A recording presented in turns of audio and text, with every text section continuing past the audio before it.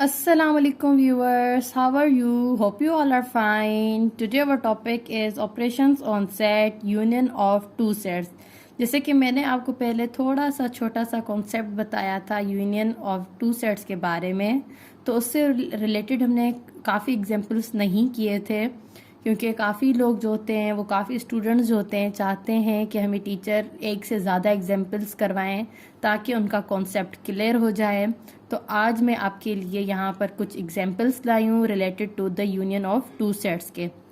जैसे कि union of two sets अब होता क्या है, तो अगर आपके पास दो सेट्स गिवन होते हैं, जब भी आप ये सवाल करने लगेंगे यूनियन आपसे कोई भी पूछेगा, मतलब टीचर अगर आपको सवाल देगी तो वहां पर आपको टू सेट्स जो होंगे वो गिवन होंगे। सेट ए भी गिवन होगा और सेट बी भी।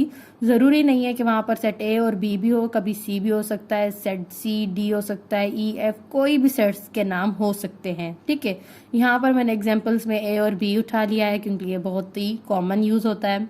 तो यहाँ पर सेट ए हमारे पास है 1 2 3, सेट बी हमारे पास है 4 5 6।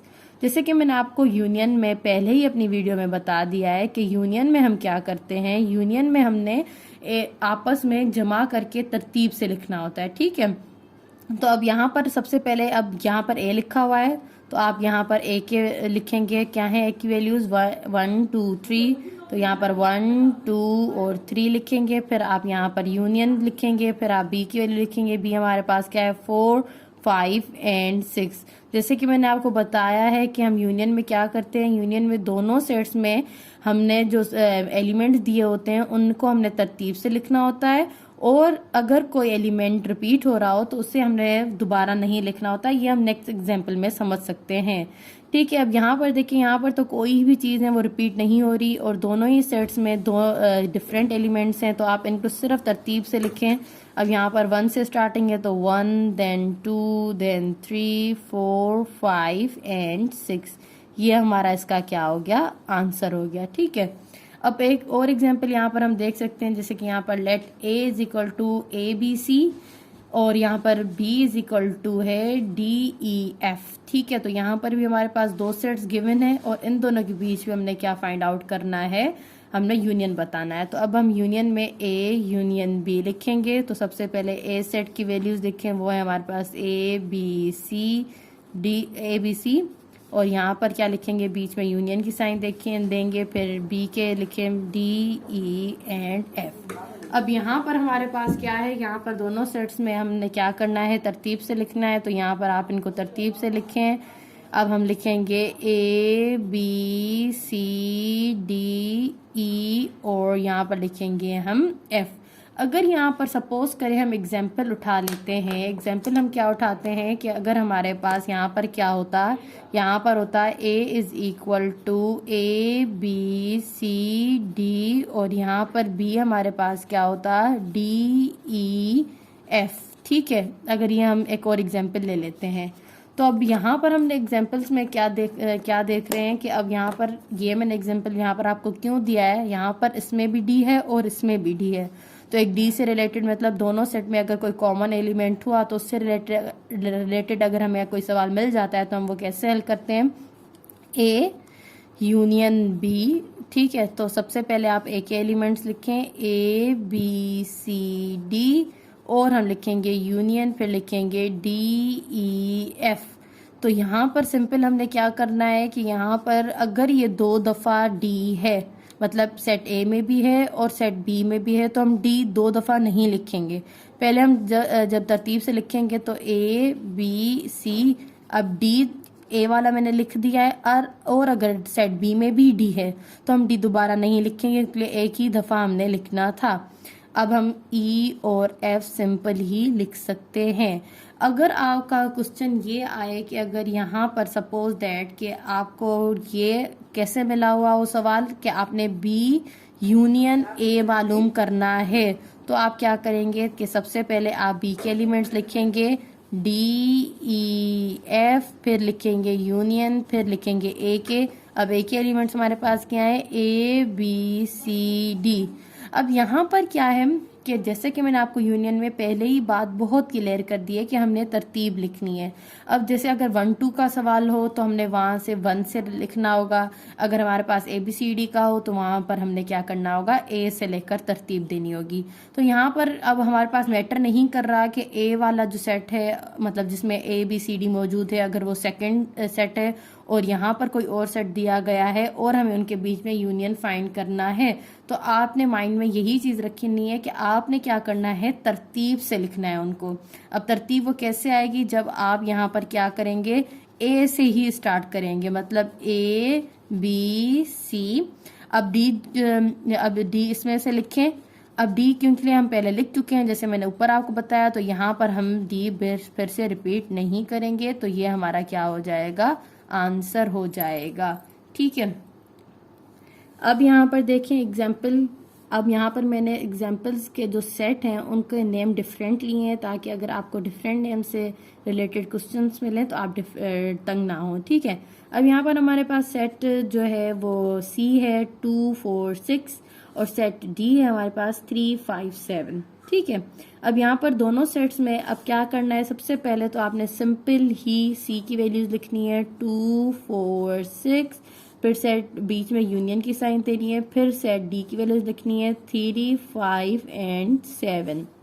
अब यहाँ पर हमें जैसे कि पता है यूनियन में हमने क्या करना होता है, यूनियन में हमने तरतीब से लिखना होता है। मतलब अब देखें तो यहाँ पर अब देखें एक चीज़ जो कि पीछे शायद आपने ना देखी हो, इसीलिए ये डिफरेंट टाइप का एग्जांपल मैं आपको करवा रही हूँ। वहाँ पर हमारे पास तकरीबन जो सेट ए था वो हमारे पास सीक्वेंस में आ रहा था, मतलब 1, 2, 3 था या ABC था या ABCD था, लेकिन उनके बीच में ऐसा नहीं था कि कोई भी टर्म्स दूसरे सेट में हो और वो उसमें ना हो। जैसे कि अब यहाँ पर देखें, यहाँ पर हमारे पास 2 तरतीब में पहले आता है, फिर हमारे पास 4 नहीं आता, फिर हमारे पास क्या आता है, 3 आता है। तो हमने ये नहीं करना कि पहले हमने सारे C के एलिमेंट्स लिख देने हैं फिर हमने D के लिखने, नहीं, हमने दोनों सेट्स को देखना है, फिर दोनों सेट्स में जो हमारे पास एलिमेंट्स जो हैं वो क्या होंगे, तरतीब में आएंगे, वही लिखेंगे। अब यहाँ पर अगर C में से 2 पहले आ रहा था और अब D में से पहले आएगा 3, तो हम पहले 3 को लिखेंगे। ठीक है, अब वैसे ऐसे ही हम पहले देखेंगे कि 3 के बाद अब कौन सा नंबर आता है, 4 आता है, तो हम 4 लिखेंगे। अब 4 के बाद हम 6 नहीं लिखेंगे, फिर हम देखेंगे कि इन दोनों सेट्स में से 4 के बाद कौन सा नंबर आता है, तो 4 के बाद क्या आता है हमारे पास 5, देन हम लिखेंगे 6 और देन हम लिखेंगे 7। तो ये थोड़ा सा था डिफरेंट टाइप का एग्जाम्पल, तो इससे आपको हेल्प हुई होगी कि अगर आपको इस तरीके से पेपर में क्वेश्चन आ जाए तो आप उसको कैसे हल करेंगे। ठीक है, अब ज़रूरी नहीं है कि हर जगह पर हमारे पास यहाँ तो नंबर्स दिए गए हों, या तो हमारे पास जो है वो क्या दिया गया हो, यहाँ तो अल्फ़ाबेट्स दिए गए हों। हो सकता है हमारे पास डेज नेम, मंथ्स नेम, कुछ और एग्जाम्पल्स भी हो सकते हैं। ठीक है, अब जैसे कि यहाँ पर मैंने आपको एक डेज का एग्जाम्पल दिया है कि यहाँ पर अगर हमारे पास सेट C है मंडे, ट्यूसडे, थर्सडे और सेट D है हमारे पास वेडनेसडे एंड फ्राइडे। तो सबसे पहले जैसे कि मैंने आपको बताया हमने क्या करना है, पहले हमने तरतीब देनी, पहले हमने सेट्स की वैल्यूज लिखनी है। मंडे यहाँ पर आप लिखें ट्यूसडे, फिर आप लिखें यहाँ पर क्या थर्सडे, एंड देन आप यहाँ पर बीच में यूनियन की साइन पुट करेंगे और यहाँ पर लिखेंगे वेडनेसडे और यहाँ पर आप लिखेंगे फ्राइडे। जैसे कि मैंने आपको ऊपर एग्जाम्पल में बहुत ही इजी तरीके से समझा दिया था कि हमने दोनों ही सेट्स में से हमारा जो है वो तरतीब देखनी है कि हमने उनको तरतीब में कैसे लिखना है। तो जब आप तरतीब इनको देंगे तो सबसे पहले हमें पता है क्या आता है, मंडे आता है, ठीक है, फिर ट्यूसडे आता है सेट C में से, ठीक है। अब ट्यूसडे के बाद सेट D में से हमें क्या चाहिए, वेडनेसडे चाहिए, क्योंकि तरतीब से अगर लिखना है तो हमने क्या करना है, इसके बाद हमने वेडनेसडे को पुट करना है। उसके बाद हम क्या लिखेंगे, उसके बाद हम लिखेंगे थर्सडे एंड देन हमारे पास क्या आ जाएगा, फ्राइडे। तो आपको सिंपल ये कॉन्सेप्ट क्या समझ आ गया कि हमने तरतीब से भी लिखना है और दोनों ब्रैकेट्स को देखकर तरतीब बनानी है। ठीक है, अब यहाँ पर एक और एग्जाम्पल जो कि थोड़ा सा डिफरेंट है। अब यहाँ पर मैंने ये क्यों डिफरेंट बनाए हैं कि अगर हमारे पास इनकी भी यूनियन आ जाए तो आप क्या करेंगे, सिंपल है बहुत ही, यहाँ पर देखकर कंफ्यूज मत हो जाइएगा, क्योंकि यूनियन में बहुत ही इजी है। यूनियन हमें बता रहा है कि आपने सब कुछ मिलाकर रखना है।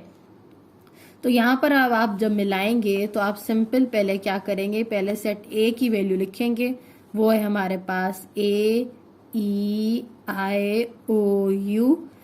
देन आप सेट बी की वैल्यू लिखेंगे 1 2 एंड 3। तो हो गया इनका आपस में यूनियन।